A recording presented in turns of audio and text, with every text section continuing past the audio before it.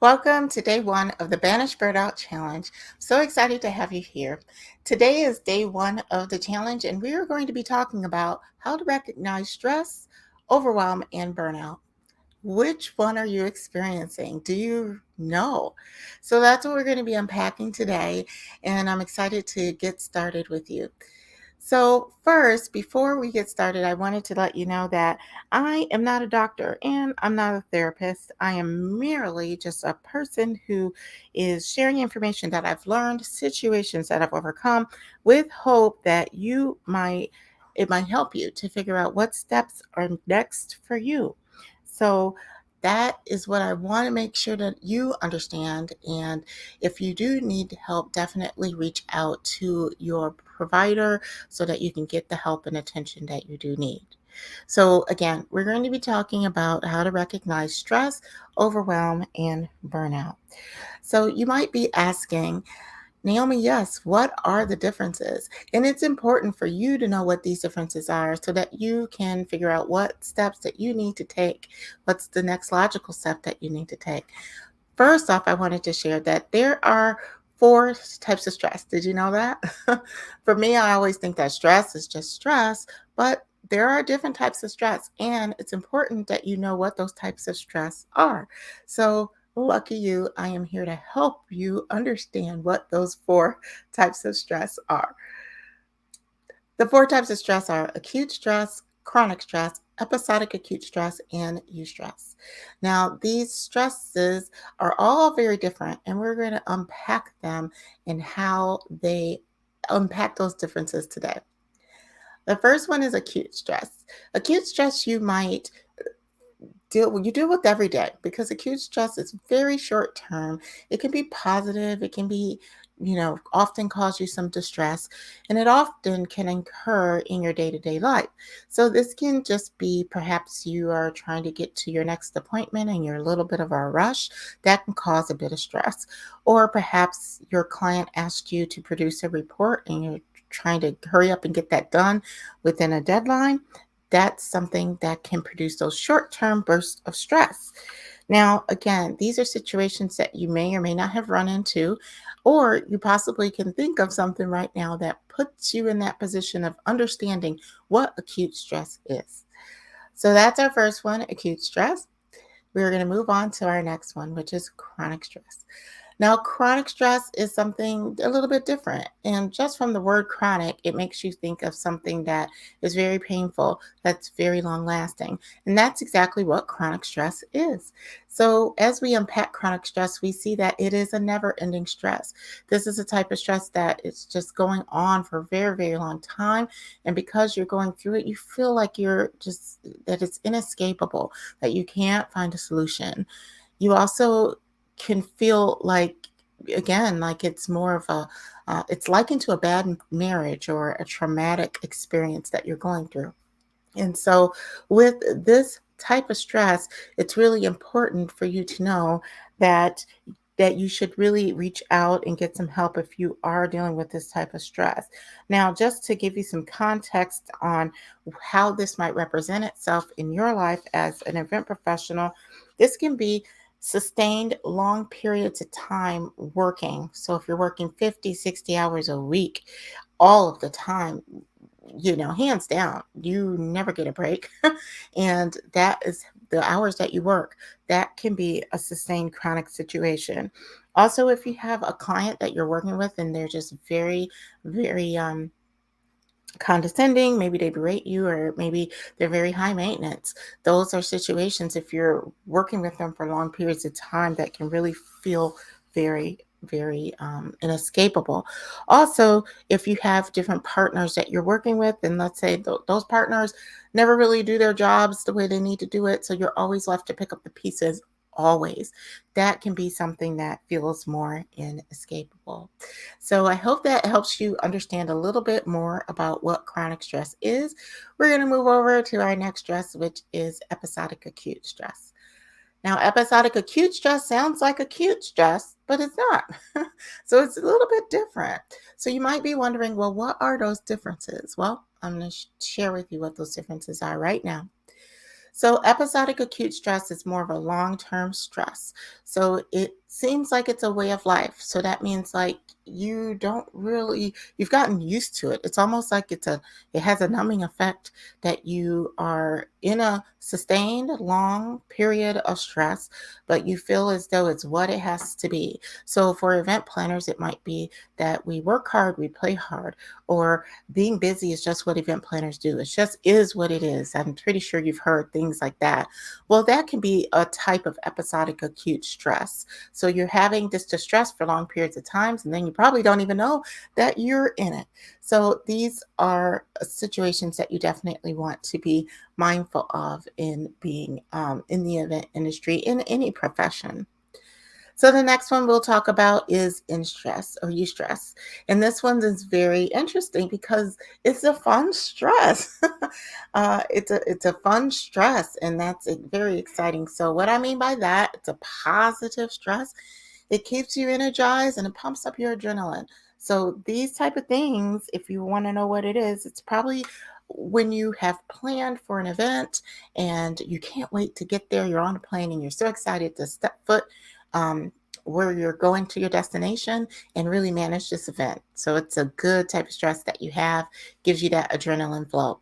Also, it probably might be where you're being asked to contribute on this project that it's just rewarding for you to contribute on a particular project. So you're excited. That's an excited stress situation. Also, maybe you win an award, but you have to give some type of a speech. Now, that might be a stressful situation, but it's positive because you actually won an award, right? So that is a type of stress that is a good stress. So if you are experiencing this type of stress, it's important for you to note it as well. Perfect. So next what we'll do is we'll just review them. So we have the four types of stress. Again, you have acute stress, which is short term, good or bad. Chronic stress, which is that traumatic long-term stress. We have acute episodic stress, which is a long-lasting stress. And then we have a eustress, which is a good stress. So these are really things that you would need to know in order to move forward and know what your next steps are. So now we're going to talk about overwhelm.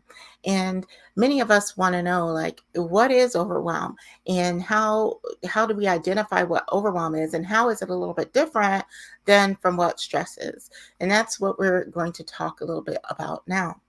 So, overwhelm really means to inundate, to engulf, or to empower.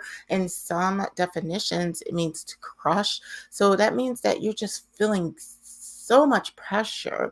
And it really is a sudden, overpowering feeling that you get with situations or tasks. So, let's say there's a sudden change, and I recently experienced this myself. I went through a little bit of overwhelm where I was asked to take on several different projects and it all happened at once. Plus, I was trying to transition other projects, and it was just a sudden overpowering stress, which is called overwhelmed.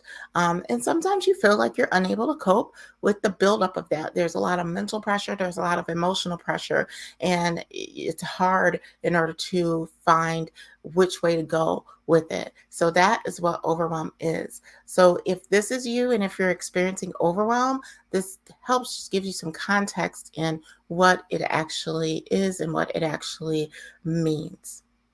Now, now that we know what the stresses are, we talked about the four types of stress. We've also talked about overwhelm. The next thing that we need to talk about is moving over into burnout. So, what is burnout? Now, burnout can be comprised of three different elements, and I'm going to share them with you. And it's really important. Burnout is when one experiences emotional exhaustion from just caring too much for too long. They're just tired of caring. Also, a complete depletion of empathy, caring, compassion, and an unconquerable sense of futility that nothing you do will make a difference. Okay. So, burnout is when it's the last straw that you're completely exhausted. You do not care anymore, and you don't feel like there's nothing anyone can do or say can get you out of this situation. There's futility in it. So, if this is you, you definitely need to find a way to handle your stress because it could mean ultimately mean that you have to leave a position, or this is where you see people leaving industries. This is where what happens when we get into this type of burnout. So it's really important for you to deal with it right away. Now, when we talk about stress and talk about dealing with stress, there's a book that I've read, and it's called Burnout by Emily and Amelia Nagoski. I read it in our book club at Planners on Purpose, and they have this to say about burnout that I wanted to share with you today. Dealing with your stress is a separate process from dealing with the things that cause your stress. To deal with the stress, you have to complete the cycle.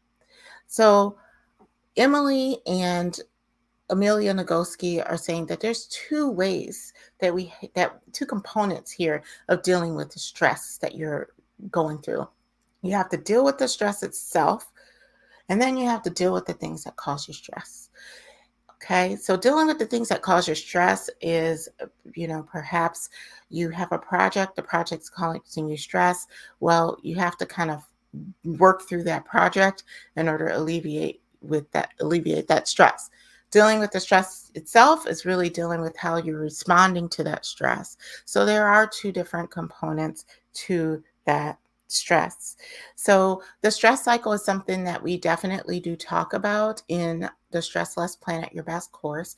It is a course that really walks you through not only getting out of stress and burnout, but also helps equip you with the tools that you need to plan at your best, and then also become the best version of yourself, to model and to lead in the event industry. So it's an exciting course. It really helps to sustain your your decrease in stress, and is a very awesome next step after this challenge should you want to go through with that. You'll be hearing more about Stress Less Plan at Your Best towards the end of this challenge, and I hope that I can share that with you at a later time. So we're going to go ahead and move on to 4 different types of symptoms of stress that you can really pay attention to. And these types of signs of stress are broken down into psychological, emotional, physical, and behavioral. Psychological is all about your concentration. You have a lack of concentration, you're worrying, you have anxiety, trouble remembering. Emotional stress is when you're angry, you're irritated, maybe you're moody, you're frustrated, you have these erratic changes in your emotions. Your physical stress, maybe you're just having high blood pressure, you see changes in your weight, you're getting sick all the time now, your irregular menstrual or libido. These are different areas of physical that show signs of stress. And then finally, behavior. If you're not taking really good care of yourself, you're lacking the time for the things you enjoy, or you're just reliant on maybe, drugs or alcohol in order to kind of cope. Those are some high signs of stress as well. Now, there's some other common effects of stress, and you can read them right here. And it really just helps give you a guideline of, okay, if you're having difficulty sleeping, that might be something that is a sign of stress. Maybe you have low energy, physical aches and pains. These are all areas in which they can contribute to your lack of just needing a decrease in your stress, and you needing to be able to avoid burnout. And that's probably the reason why you are here in this challenge today.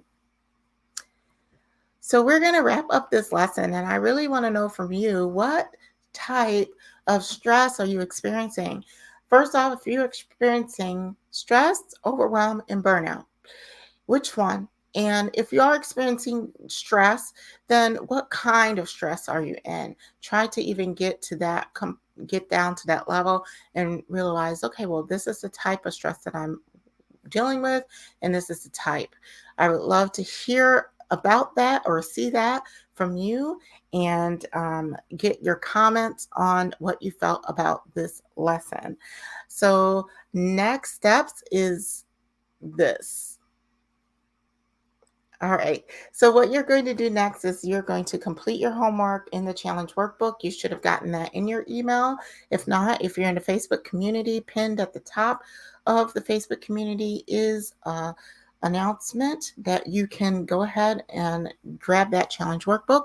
I want you to take a picture of day one assignment and post it into the Facebook community just to say, hey, you've completed the day.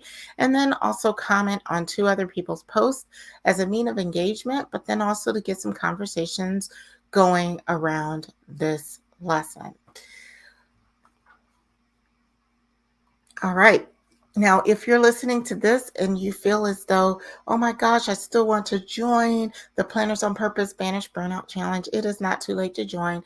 This challenge is going on all week. You can join at any time. Go ahead and go to plannersonpurpose.com/banish burnout, and that is going to be able to allow you to get access to the communications, the workbook, and all of the things so that you can participate with us on this challenge.